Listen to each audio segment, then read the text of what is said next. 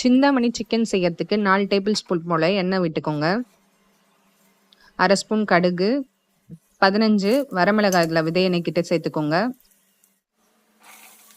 3 medium size வெங்காயம் சேர்த்துக்கோங்க cut பண்ணி. 20 பல்லு போல் பூண்டு தட்டி சேர்த்துக்கோங்க.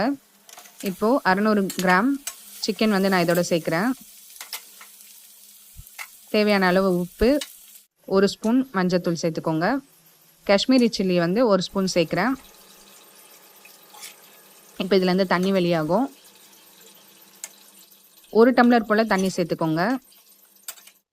சேர்த்துட்டு சிக்கன் வேகிறதுக்காக மூடி போட்டு ஒரு 10 நிமிஷம் இதை வேக வச்சுக்கலாம். இப்போது மூடி திறந்து சிக்கன் வெந்துட்டுருக்கும். 1 நிமிஷத்துக்கு ஓப்பன் பேன்லேயே இதை வேக விட்டுட்டு கடைசியாக மல்லித்தலையும் 1 இனுக்கு கருவேப்பிலை சேர்த்துக்கோங்க. உங்களுக்கு இந்த மாதிரி ஈஸியான ரெசிபிஸ் வேணும்னா மறக்காமல் நம்ம சேனலை சப்ஸ்கிரைப் பண்ணிக்கோங்க. தேங்க்யூ ஃபார் வாட்சிங்.